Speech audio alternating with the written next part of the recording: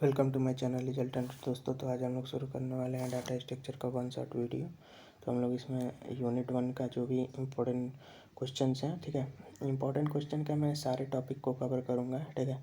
तो ये पूरे एक वीडियो में ही पूरा यूनिट 1 कवर होगा, ठीक है। तो अगर कुछ सिलेबस छूट जाता है तो आप कमेंट बॉक्स में कमेंट कीजिएगा, मैं उसको अलग वीडियो उसका बना के अपलोड कर दूंगा। और कोई भी न्यूमेरिकल और कोई भी क्वेश्चन अगर आपको फंस जाता है तो आप मेरे टेलीग्राम चैनल पे मुझे भेज सकते हैं, ठीक है।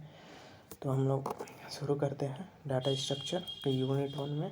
सबसे पहले देखते हैं कि डाटा स्ट्रक्चर क्या होता है। तो data structure is a way to store and organize data so that it can be use efficiently. Means data structure एक ऐसा वे है जिसमें हम लोग क्या करते हैं, जितने भी डाटा होते हैं उसको स्टोर करते हैं और उसको कैसे इफ़िशिएंट वे में यूज़ कर सकते हैं वो इसमें होता है, ठीक है। तो डाटा स्ट्रक्चर कोई लैंग्वेज नहीं है, ठीक है। डाटा स्ट्रक्चर एक एल्गोरिथम है जो कि क्या है, सेट ऑफ एल्गोरिथम है जो कि हर लैंग्वेज में काम आ जाती है, ठीक है। तो हमको ये इसका काम क्या होता है, ऑर्गेनाइजिंग ऑफ डाटा। जितने भी डाटा है उसको कैसे ऑर्गेनाइज किया जाता है वो इसमें काम आता है। अब देखिए डाटा स्ट्रक्चर के टाइप्स हम लोग पढ़ते हैं। तो डाटा स्ट्रक्चर के दो टाइप्स होते हैं, एक होता है प्रिमिटिव डाटा स्ट्रक्चर, एक होता है नॉन प्रिमिटिव डाटा स्ट्रक्चर, ठीक है। जैसे मैं बनाया हूँ आप वैसे ही एकदम सेम देखते जाइएगा। तो प्रिमिटिव डाटा स्ट्रक्चर में देखिए आपका आता है इंट आ गया, पॉइंटर आ गया, कैर आ गया, फ्लोट आ गया, डबल आ गया। और नॉन प्रिमिटिव में लीनियर डाटा स्ट्रक्चर और नॉन लीनियर डाटा स्ट्रक्चर, ठीक है। तो हम लोग सबके बारे में पढ़ेंगे one by one, unit wise. हर एक यूनिट में कुछ कुछ है, ठीक है। तो सबसे पहले देखते हैं लीनियर डाटा स्ट्रक्चर, ठीक है। तो लीनियर डाटा स्ट्रक्चर क्या होता है, तो arrangement of data in the sequential manner is a linear data structure. Means जो भी डाटा होगा वो एक सीक्वेंस मैनर में अगर अरेंज है, ठीक है, एक सीक्वेंस मैनर में। जैसे कि हम लोग क्लास में लाइन लगाते हैं अगर, तो एक सीक्वेंस मैनर में, जैसे रोल नंबर वाइज अगर किसी का जैसे होता है प्रैक्टिकल तो रोल नंबर वाइज होता है, तो सब एक सीक्वेंस वाइज होता है, वो लीनियर डाटा स्ट्रक्चर कहते हैं, ठीक है। तो उस सीक्वेंस वाइज में कौन कौन से आ सकते हैं, एरे आ सकता है, लिंक लिस्ट, स्टैक हो गया, की हो गया, वो सीक्वेंस वाइज में डाटा को स्टोर करते हैं, ठीक है। तो उसको हम लोग कहते हैं क्या, लीनियर डाटा स्ट्रक्चर, ठीक है। फिर नॉन लीनियर डाटा स्ट्रक्चर क्या होता है, जो कि जिसका कोई सीक्वेंस नहीं होता, वो कहीं भी आ जाएगा, ठीक है। तो उसमें कौन कौन से आते हैं, ट्री और ग्राफ हो गया, ठीक है। नॉन लीनियर डाटा स्ट्रक्चर ये होता है। सिंपल वे में मैं आपको समझाते जा रहा हूँ, बाकी ये पीडीएफ में आपको लिंक प्रोवाइड जरूर कर दूंगा। फिर algorithm and abstract data types क्या आते हैं। एल्गोरिथम हो गया, अब्स्ट्रैक्ट डाटा टाइप, फिर सेटअप रूल्स हो गया। तो अब इसमें देखते हैं, पढ़ते हैं। To structure the data in memory and number of algorithm are proposed and all these algorithm are known as abstract data types। means अगर आप अपने डाटा को स्टोर करना चाहते हैं मेमोरी में, तो जो उसका एल्गोरिथम तैयार करते हैं वो कौन सा होता है, वो एब्स्ट्रैक्ट डाटा टाइप होता है, ठीक है। तो abstract data type tells what is to be done and data structure tell how is to be done. Means abstract data type कहता है कि क्या होने वाला है, लेकिन डाटा स्ट्रक्चर कहता है कि कैसे होने वाला है, ठीक है। मीन्स एब्स्ट्रैक्ट डाटा एल्गोरिथम तैयार करता है, ठीक है, कि क्या होने वाला है उसका एल्गोरिथम, और वो डाटा स्ट्रक्चर उसका हाउ कैसे वो स्टोर कर सकते हैं, ठीक है। अब सबसे पहले देखते हैं कि डाटा क्या होता है। तो data can be define as the elementary value collection of value. Means data क्या होता है भाई, कोई वैल्यू ही चीज़ होती है, उसको डाटा कहते हैं। अब जैसे आपका रोल नंबर हो गया, फिर आपका डेट ऑफ बर्थ हो गया, तो ये क्या है, आपके बारे में डाटा है, ठीक है, ताकि आपको पहचाना जाए। तो वही चीज़ हो गया कि कलेक्शन ऑफ डाटा, ठीक है, कलेक्शन ऑफ वैल्यू। फिर आता है रिकॉर्ड क्या होता है। तो रिकॉर्ड क्या होता है कि एक collection of various data items होता है, उसको रिकॉर्ड कहते हैं। अब जैसे कि आपके क्लास में जो अटेंडेंस रजिस्टर है वो क्या है, record of all the students. Means उसमें सारे स्टूडेंट के नाम होंगे जो उस क्लास में पढ़ते होंगे, तो वो एक रिकॉर्ड है, ठीक है। आप लोग सिंपल वे में मैं आपको समझाते जाता हूँ। फिर फाइल क्या है, तो फाइल क्या है, कलेक्शन ऑफ रिकॉर्ड है। अब क्या कहते हैं, देखिए अब जैसे कि आपका मान लीजिए सी सेकेंड ईयर CS ब्रांच के 2-3 मतलब वो चलते होंगे सेक्शन, IT के भी 1-2 सेक्शन चलते होंगे। तो क्या है, सारे के क्लास में क्लास वाइज रिकॉर्ड है। और जब वही पांचों अटेंडेंस रजिस्टर जब एक जगह जाता है, जब उसका चढ़ता है, तो क्या होता है, पूरे एक लिस्ट में नाम आती है कि भाई CS के स्टूडेंट इतने हैं, IT के स्टूडेंट इतने हैं। तो वो क्या है, फाइल है जिसमें कलेक्शन ऑफ रिकॉर्ड हो, ठीक है, उसको हम लोग फाइल कहते हैं। फिर आते हैं what is attribute and entity. तो एट्रीब्यूट और एंटिटी क्या होती है, तो an entity represent a class of certain object, it contain various attribute, each attribute represent particular property of that entity. Means क्या है कि ये एंटिटी क्या होता है, क्लास मतलब क्लास के सर्टेन ऑब्जेक्ट को क्या करता है, रिप्रेजेंट करता है, ठीक है। और उसमें इसमें क्या होता है कि जो भी एट्रीब्यूट होता है क्या होता है, एक एंटिटी का मतलब प्रॉपर्टी होता है, ठीक है। अब आते हैं क्या देखते हैं, what is need of data structure. तो नीड ऑफ डाटा स्ट्रक्चर की क्यों ज़रूरत पड़ी हम लोगों को। तो as application are getting complex and amount of data is increasing day by day, trees में अराइजेस फॉलोइंग प्रॉब्लम। मीन्स क्या होता है कि देयर इज में अराइजेस फॉलोइंग प्रॉब्लम। मीन्स क्या होता है कि जैसे जैसे इस मतलब कॉम्प्लेक्स दुनिया होती जा रही है, मीन्स बहुत ज़्यादा कॉम्प्लेक्सिटी आती जा रही है, वैसे ही भाई वैल्यू ऑफ डाटा का बहुत ज़्यादा। मीन्स आजकल आप देखते ही होंगे कहीं भी लोग यूट्यूब पे फेसबुक पे अपने फ़ोटोज़ को अपलोड करते, तो वो भी एक डाटा है ना। उसको अरेंज करने के लिए क्या चाहिए भाई, अच्छे से स्ट्रक्चर, अच्छे से अरेंजमेंट ऑफ डाटा चाहिए, ठीक है। तो सबसे पहले चीज़ आती है प्रोसेसर की स्पीड अच्छी करने के लिए हम लोग डाटा को अच्छे से डील करते हैं। फिर डाटा स्ट्रक्चर, ठीक है, जो भी आपने डाटा स्टोर किया, कितना साइज़ है, कितना क्या है, ठीक है, उसको कहाँ पे हम लोग स्टोर करें तो सही रहेगा, वो चीज़ें आती हैं। फिर मल्टीपल रिक्वेस्ट, जैसे कि 1000 ऑफ लोग होते हैं कि इस चीज़ को सर्च करते हैं, तो उसको हम लोग कैसे स्टोर करें ताकि उसके सामने आ जाए। जैसे कि अब आप लोग क्या होता है कि फेसबुक के किसी दोस्त को सर्च करते हैं, तो सर्च करने के बाद से कहीं ना कहीं 10 लोग आते हैं उस नाम से, और 1-2 होता है वो जो कि आपका दोस्त होता है। तो भाई वो कैसे आपको दिखाया जाए, तो उस अरेंज में ही डाटा को स्टोर किया जाता है, ठीक है। फिर आते हैं कि एडवांटेज ऑफ डाटा स्ट्रक्चर क्या होता है, ये आप ज़रूर तैयार कर लीजिएगा कि एडवांटेज। तो देखिए एडवांटेज ऑफ डाटा स्ट्रक्चर की मतलब इस डाटा स्ट्रक्चर अगर हम लोग अच्छे से अप्लाई कर देते हैं तो उसका एडवांटेज क्या होता है, तो उसकी भाई इफ़िशियंसी इंक्रीज हो जाती है। अब जैसे कि आप अपने लैपटॉप में या मोबाइल में डाटा अच्छे से रखे होंगे, वायरसेस वाले डाटा नहीं है, ठीक है, अच्छे डाटा है हर जगह। जैसे अब लैपटॉप में आप जो सी होता है, अगर उसमें ज़्यादा डाटा भर देंगे, वो रेड कलर का जब हो जाता है तो आपकी क्या हो जाती है, प्रोसेसिंग स्पीड कम हो जाती है। तो आप उसको हटाना है भाई, उसको एज इट इट इतना डाटा स्पेस छोड़ना है ताकि वो अपने जो भी एक्शन है उसको परफॉर्म कर पाए अच्छे से। फिर आता है reversibility. The data structure provide reversibility means that multiple client program can use the data structure. Means क्या आता है कि अब जैसे कि कोई वेबसाइट पे अगर कोई भी चीज़ अपलोड है तो उसको सारे लोग मतलब उसके लिंक से जो है कि जाके वहाँ से आप देख सकते हैं, ठीक है। अब जैसे मैं ही ये वीडियो अपलोड करूँगा तो किसी सिंगल पर्सन के लिए नहीं करूँगा, आप यहाँ से जो भी लोग हैं वो देख सकते हैं, तो वो आता है उसके अंदर। फिर आता है abstraction. The data structure is specified by the ADT also provide level of abstraction. The client can not see interval working of data structure, so it does not have worry about implementation. Means क्या होता है कि अब जैसे ये नहीं है कि कोई एक देख रहा है तो आप नहीं देख पाएंगे, ठीक है, आप लोग साथ में ही सब कोई देख सकता है, तो वो उस चीज़ में जो है कि अप्लाई होता है। फिर डाटा स्ट्रक्चर क्लासिफिकेशन। अब इसका फिर क्लासिफिकेशन हो रहा है, जैसे कि प्रिमिटिव डाटा स्ट्रक्चर हो गया, नॉन प्रिमिटिव। अब इसमें लीनियर और नॉन लीनियर हम लोगों ने पढ़ा। फिर लीनियर में भी क्या है, स्टैटिक और डायनेमिक है, और नॉन लीनियर में ट्री और ग्राफ है। फिर क्या है कि स्टैटिक में एरे है, डायनेमिक में link list, stack and Q है, और ट्री वगैरह। तो ये चीज़ें आपको अच्छे से तैयार कर लेनी है, ये जो हम बनाए हैं इसको अच्छे से आपको तैयार कर लेना है।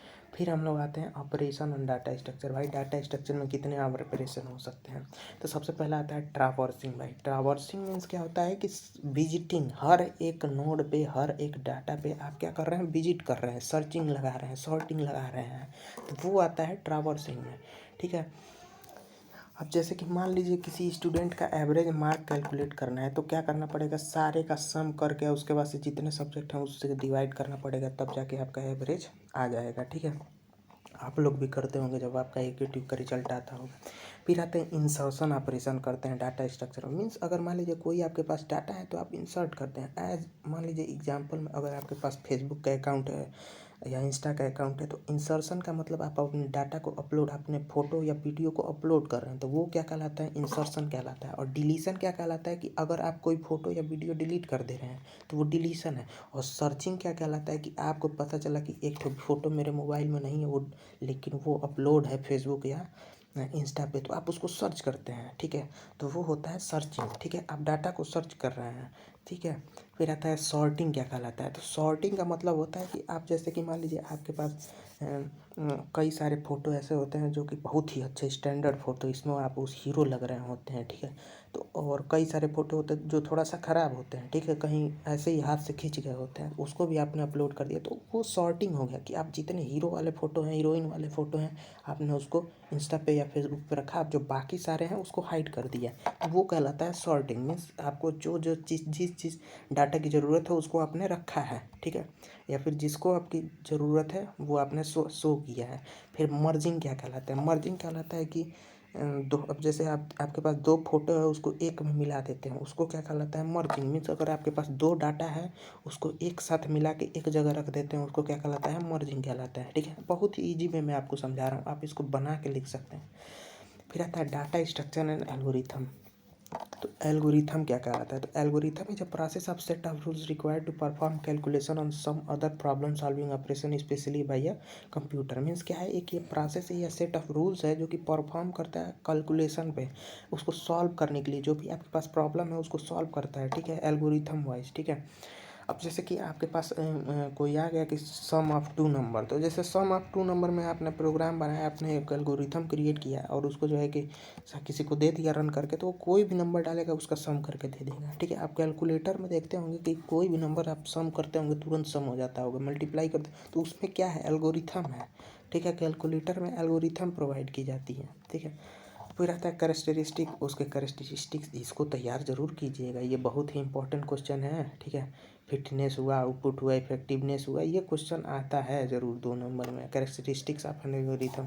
तो input, an algorithm have some input value, we can pass zero और some input value to an algorithm. Means हम लोग क्या करते हैं, इनपुट, कोई भी इनपुट दे सकते हैं, जीरो से लेके आप जहाँ तक मन वहाँ तक इनपुट दे सकते हैं। आउटपुट, आउटपुट का मतलब कोई मिनिमम एक आउटपुट होना ही चाहिए, आप जान लीजिए, ठीक है। उसके बाद से चाहे कितना भी हो सकता है। फिर आता है अनएम्बिग्यूटी। मीन्स अनएम्बिग्यूटी मीन्स कि जो भी आपका हो वो क्लियर एंड सिंपल होना चाहिए, जो भी आपका इंस्ट्रक्शन वो क्लियर एंड सिंपल होना चाहिए। और उसके बाद आता है फाइनाइटनेस। फाइनाइटनेस मीन्स कि जो भी आपका इंस्ट्रक्शन हो लिमिटेड नंबर हो। मीन्स ये नहीं हो कि कितना हो, इनफाइनाइट इंस्ट्रक्शन हो, ये नहीं, लिमिटेड नंबर ऑफ इंस्ट्रक्शन हो, तभी जाके आपका जो है जो भी कैरेक्टरिस्टिक्स है वो अच्छा रहेगा। फिर आता है इफेक्टिवनेस। इफेक्टिवनेस मीन्स क्या होता है कि जो भी इंस्ट्रक्शन है वो फाइनाइट हो, तभी जाके एल्गोरिथम क्या होता है कि अच्छे से अफेक्ट होता है, प्रोसेस अच्छे से करता है। फिर आते हैं अप्रोचेस इन एल्गोरिथम, क्या क्या अप्रोचेस हैं।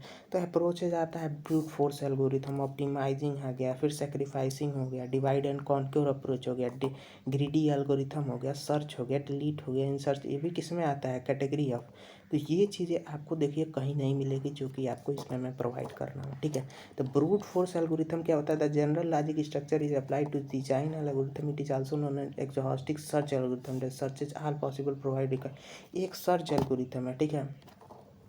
तो आप इसको पढ़ के याद कर सकते हैं। फिर आता है optimizing, finding all solution of a problem then take out.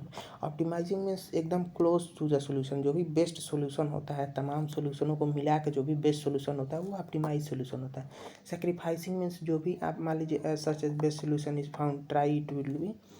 Means अगर बेस्ट सोल्यूशन अगर आपको मिल जाता है तो फिर उसके बाद से आप बंद कर देते हैं, तो वो सेक्रीफाइसिंग में। डिवाइडिंग एंड कॉन्क्योर में क्या होता है कि जो भी आपका प्रॉब्लम होता है उसको तोड़ते जाता है, तोड़ते जाता है, तोड़ते जाता है, जब एक एक सिंगल हो जाता है फिर उसको जोड़ते जाता है, जोड़ते जाता है, तो उसको जो है कि सोल्यूशन बना लेता है। मीन्स छोटे छोटे में तोड़ के उसको सॉल्व कर देता है। अब ग्रीडी एल्गोरिथम क्या होता है, ये लालची एल्गोरिथम है। मीन्स ग्रीडी का मतलब होता है लालचमंद। मीन्स जो भी ये हमेशा खोजते रहता है कि हमको कौन से सस्ते में जो है कि सोल्यूशन मिल जाए, एकदम ऑप्टिमाइज सोल्यूशन कैसे मिल जाए, ठीक है। Means optimal means best solution के। अब जैसे क्या होता है कि कोई भी लड़का होता है वो क्या चाहता है कि हमको सबसे ज़्यादा से ज़्यादा नंबर आ जाए, लालच लालच में रहता है। अब जैसे मान लीजिए 70 नंबर का सॉल्व कर लिया, तो फिर देखता है आगे पीछे से कहीं से 10-15 नंबर दिख जाए तो और नंबर पा जाए, तो क्या होता है वो ज़्यादा से ज़्यादा ऑप्टिमल नंबर पाना चाहता है, ठीक है। तो उसके लिए वो लालची हो जाता है।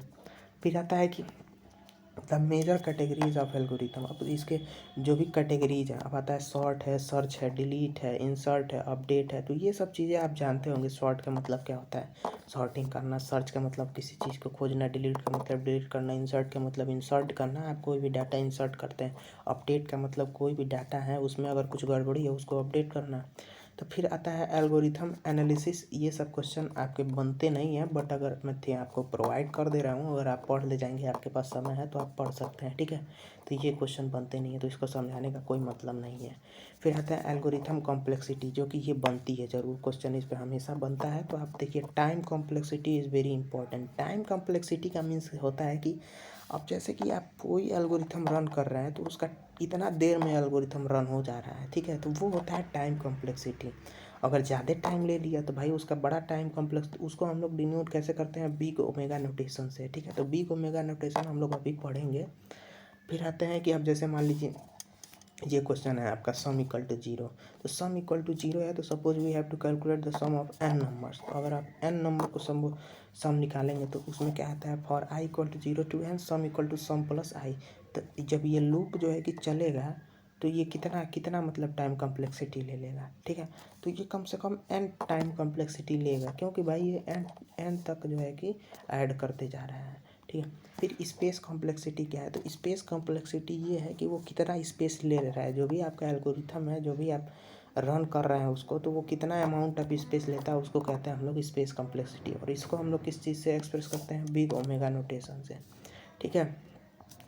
फिर आता है सर्च एल्गोरिथम। भाई सर्च एल्गोरिथम मीन्स, अब जब भी आप सर्च करते हैं, अगर कोई भी डाटा आपको सर्च करना है कंप्यूटर में, मान लीजिए आपके पास तमाम PDF पड़े हैं, तो उसको कैसे सर्च करते हैं, सर्च बार में जाके सर्च कर लेते हैं। लेकिन अगर उसी को अच्छे से अरेंजमेंट में सर्च करना हो तो वो कैसे होगा, लीनियर सर्च से, बाइनरी सर्च से, ठीक है।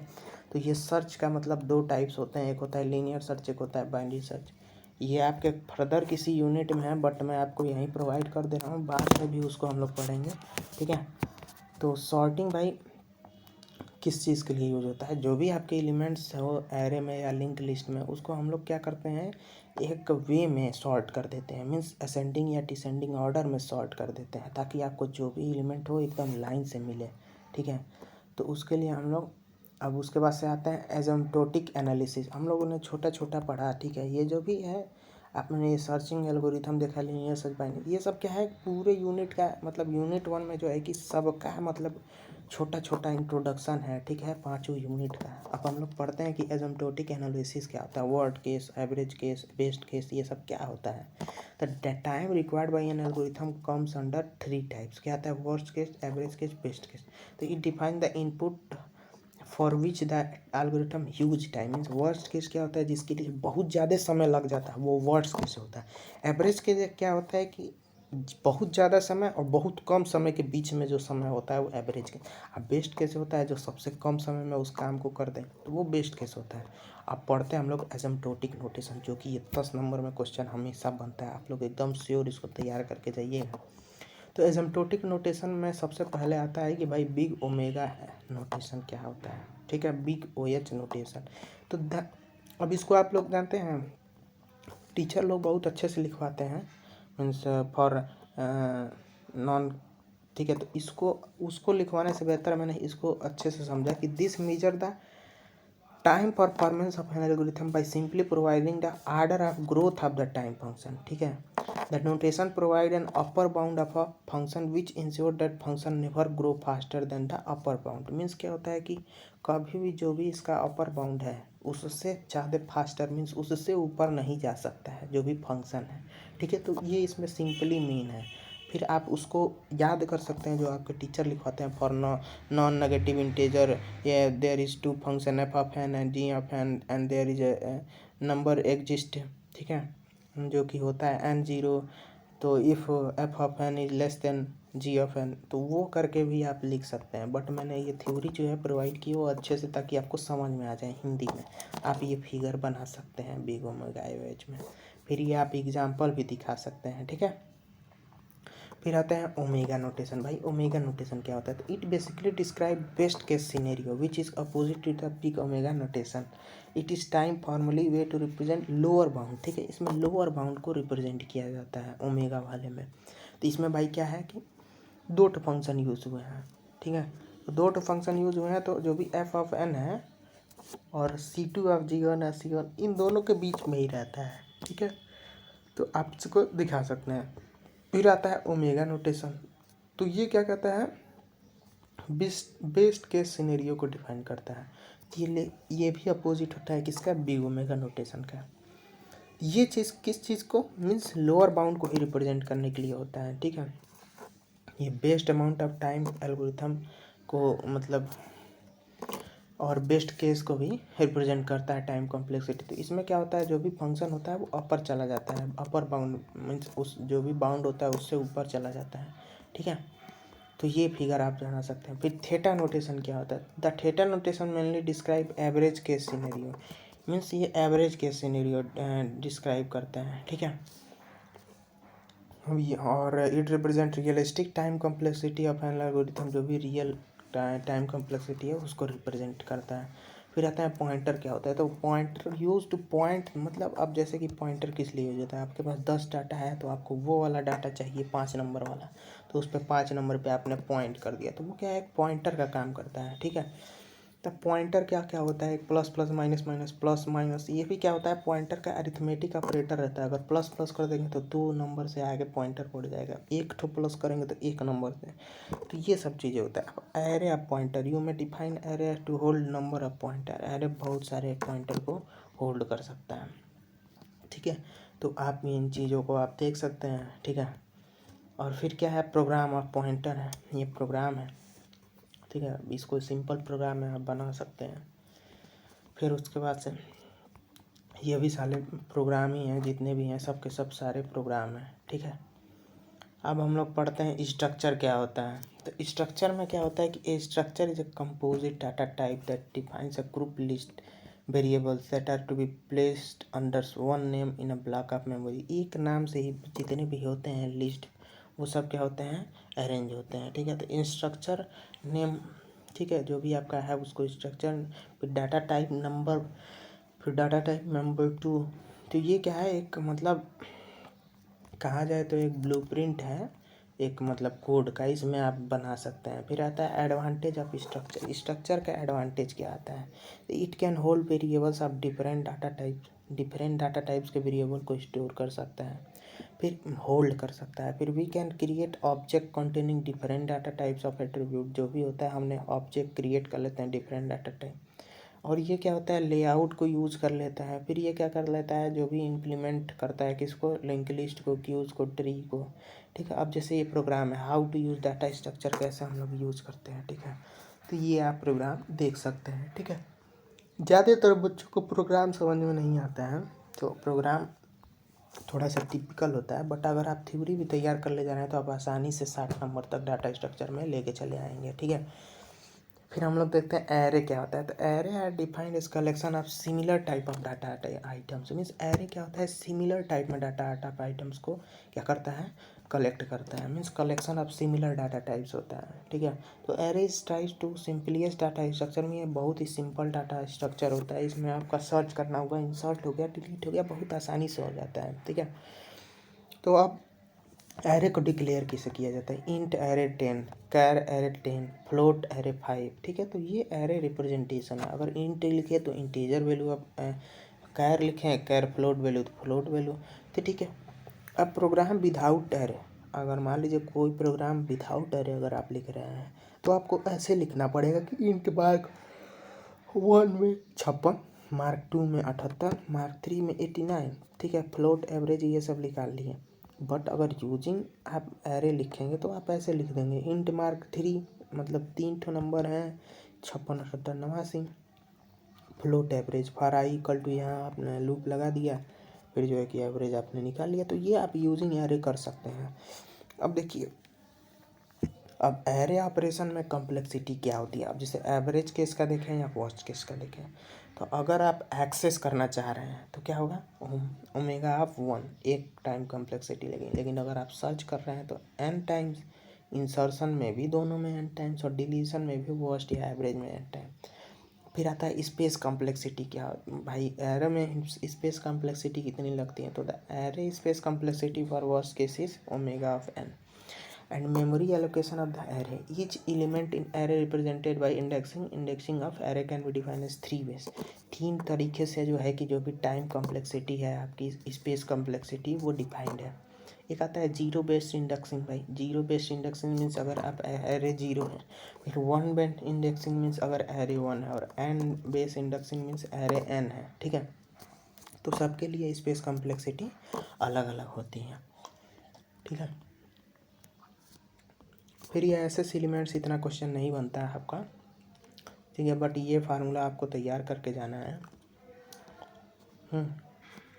ये क्या है, पास्ट एरे। जो भी आपके फंक्शन है आप देख सकते हैं। 2D एरे 1D एरे का जो भी फार्मूला है आपको उसको तैयार करके ज़रूर जाना है। ठीक है, ये क्वेश्चन हमेशा बन जाता है। तो 2D एरे में अगर 2 एरे एक साथ जुड़े हों एक ही डाटा टाइप से, ठीक है, तो इनिशियलाइजिंग 2D एरे के क्वेश्चन ज़्यादा बनते हैं। रो मेज़र ऐसे कॉलम मेज़र। ठीक है, रो मेज़र से कॉलम मेज़र से। रो मेज़र में क्या होता है कि जो भी है रो वाइज जितने ऑपरेशन होते हैं, कॉलम मेज़र में कॉलम वाइज ऑपरेशन होते हैं। ठीक है, ये आपका फार्मूला है एड्रेस मैपिंग का, तो इसको आपको तैयार कर ले जाना है। ठीक है, रो वाइज और कॉलम वाइज दोनों वाइज आपको तैयार करके तब उसको सॉल्व करना है। ठीक है, फिर हम लोग पढ़ते हैं लिंक लिस्ट क्या होता है। ठीक है, तो लिंक लिस्ट क्या होता है कि if we declare an array of size 3 as we know that all values of an array are stored in a continuous manner means continuous manner में होते हैं। तो अगर मान लीजिए लिंक लिस्ट से हम लोग उसको जोड़ दें एक एक को, ठीक है, सबको अलग अलग करके अलग अलग नोड क्रिएट करके सबको जोड़ दें तो एक वे में वो अरेंज हो जाता है। ठीक है, तो अब इसमें क्या होता है कि अगर मान लीजिए ड्रैबैक जो भी है कि यूजिंग एरे से अगर हम लोग बनाते हैं लिंक लिस्ट तो उसके ड्रैबैक क्या आते हैं। We can not store more than 3 elements in above example because only 3 spaces are allocated by 3 elements. मीन्स उसके पास 3 ही स्पेस है। अगर आपके पास 3 डाटा स्टोर है किसी भी एरे में और उसको लिंक लिस्ट में कन्वर्ट करेंगे तो फिर भाई बाद में ऐड नहीं कर पाएंगे। ठीक है, in case of array the wastage of memory can occur. Array के केस में क्या होता है, वेस्टेज ऑफ मेमोरी होता है। अब जैसे क्या है, मान लीजिए आपके पास एरे 10 साइज का है और आपके पास जो है कि डाटा आपके पास 5 साइज का आया तो 5 साइज स्टोर होगा, 5 तो बेकार चला जाएगा ना। तो वो क्या होता है कि एरे में वेस्टेज ऑफ मेमोरी होता है। तो इसीलिए हम लोग क्या करते हैं, लिंक लिस्ट का यूज़ करते हैं ताकि वो उस मेमोरी को भी ये फिल कर दें। ठीक है, अगर कोई नेक्स्ट आइटम आता है तो लिंक लिस्ट क्या होता है, link list is a collection of element but the element are not stored in consecutive location. और link list is a collection of the nodes in which one node is connected to another node and node consisting of 2 parts, one is data parts and second is address part. Means ये simply जो है कि क्या है कि definition है कि link list is a collection of nodes जिसमें क्या होता है कि एक नोड दूसरे नोड से क्या होता है कनेक्टेड होता है। उसमें हर नोड में 2 पार्ट होते हैं, एक होता है डाटा पार्ट और एक होता है एड्रेस पार्ट। ठीक है, जो कि आपको नीचे एग्जांपल में दिख रहा है। आप इस एग्जांपल को बना देंगे और इसी को एक्सप्लेन कर देंगे तो आपको अच्छे से नंबर मिल जाएगा। फिर डिक्लेरेशन कैसे डिक्लेयर किया जाता है लिंक लिस्ट को, तो उसको डिक्लेयर करने का तरीका है ये स्ट्रक्ट नोड फिर इंट डाटा और स्ट्रक्ट नोड नेक्स्ट, ये होता है डिक्लेरेशन। अब टाइप ऑफ लिंक लिस्ट कितने टाइप के होते हैं, तो एक होता है सिंगली लिंक लिस्ट, एक होता है डबली लिंक लिस्ट, फिर होता है मल्टीपल लिंक लिस्ट, बहुत सारे लिंक लिस्ट होते हैं, सर्कुलर लिंक लिस्ट, ठीक है, बाइनोमियल लिंक लिस्ट आप पढ़ेंगे। सिंगल लिंक लिस्ट क्या होता है, तो सिंगल लिंक लिस्ट में क्या होता है कि जो भी नोड होता है वो एक दूसरे से कनेक्टेड होता है और इसमें सिर्फ 2 पार्ट होते हैं, एक पार्ट एड्रेस पार्ट होता है, एक तो डाटा पार्ट होता है। ठीक है, ये सिंगली लिंक लिस्ट हो गया। और डबली लिंक लिस्ट में क्या होता है कि सेम चीज़ होता है बट क्या आता है इसमें क्या होता है 3 पार्ट होता है। एक तो प्रीवियस का जो है कि आपका डाटा एड्रेस रहता है, एक तो सक्सेसर और प्रेडिसेसर दोनों का क्या होता है एड्रेस रहता है इसमें डबली लिंक लिस्ट में। ठीक है, और जैसे कि यहाँ पे एग्जांपल में देख सकते हैं पीछे वाले का भी एड्रेस है, आगे वाला का भी एड्रेस है और यहाँ पे 2 ठो लिंक ज्वाइन है, तो इसको कहते हैं डबली लिंक लिस्ट। इसको कैसे रिप्रेजेंट करते हैं, तो इसको रिप्रेजेंट करते हैं struct node int data struct node next और फिर स्ट्रक्ट नोड प्रीवियस। तो ये आपका इस रिप्रेजेंटेशन, इसको भी आपको तैयार करना है, एग्जामिनेशन में रिप्रेजेंटेशन जरूर लिखना है। अब भले ही सर्कुलर लिंक लिस्ट पे कोई भी क्वेश्चन बन जाए, लेकिन आपको डिफिनीशन लिखना है सर्कुलर लिंक लिस्ट का, उसका जो है कि रिप्रेजेंटेशन लिखना है, उसका एक एग्जाम्पल देके तब जाके उस क्वेश्चन को सॉल्व करना है, तो आपको एकदम अच्छे से नंबर मिलेगा। ठीक है, तो सर्कुलर लिंक लिस्ट क्या होता है? सर्कुलर लिंक लिस्ट में जो है कि एकदम सिंगली लिंक लिस्ट की तरह काम करता है, लेकिन क्या होता है कि जो लास्ट वाला एलिमेंट होता है वो सीधे फर्स्ट वाले एलिमेंट से जुड़ जाता है, तो उसे हम लोग सर्कुलर लिंक लिस्ट कहते हैं। ठीक है, इसका रिप्रेजेंटेशन ऐसे होता है, struct node into data struct node hashtag next. ठीक है, अब डबली सर्कुलर लिंक लिस्ट क्या होता है? तो डबली सर्कुलर लिंक लिस्ट में होता है कि जो डबल लिंक लिस्ट आप बनाए सेम बना दीजिएगा, बस उसमें क्या कीजिएगा, जो फर्स्ट वाला एलिमेंट है वो सीधे लास्ट से जुड़ जाएगा और लास्ट वाला एलिमेंट फर्स्ट से जुड़ जाएगा। ठीक है, तो इसे हम लोग क्या कहते हैं? डबली सर्कुलर लिंक लिस्ट कहते हैं। उसका रिप्रेजेंटेशन ऐसे होता है, स्ट्रक्ट नोड हो गया, इंटू डाटा हो गया, struct node next, struct node previous. अब आते हैं कॉम्प्लेक्सिटी पे। ठीक है, सबकी कॉम्प्लेक्सिटी देखेंगे, तो सिंगली लिंक लिस्ट और सिंगली लिंक लिस्ट के एवरेज और वर्स्ट केस में कॉम्प्लेक्सिटी देखते हैं। ठीक है, ओमेगा ऑफ एन आ जाता है, ओमेगा ऑफ एन इंसर्शन में ओमेगा ऑफ वन सेम है। ठीक है, बस स्पेस कॉम्प्लेक्सिटी का डिफरेंस है।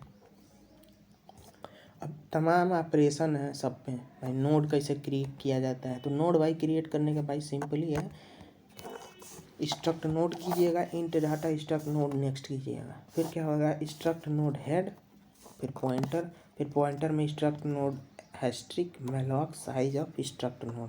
ठीक है, इसको आपको तैयार कर लेना है कि अगर आपके पास कोई भी नोड का क्रिएशन करना है तो आपको इतना ज़रूर लिखना पड़ेगा। फिर चले जाइए क्या आपके पास, अगर आपका इंसर्शन आता है तो तमाम ऑपरेशन है आप लिंक लिस्ट में क्या होता है, बिगिनिंग में भी ऐड कर सकते हैं, एंड में भी ऐड कर सकते हैं, कोई एक स्पेसिफिक जगह पे भी आप ऐड कर सकते हैं। तो उसके तमाम जो है कि आप वो प्रोग्राम बनाने पड़ेंगे, बट आपको क्या है कि थ्योरी आपको लिखना है।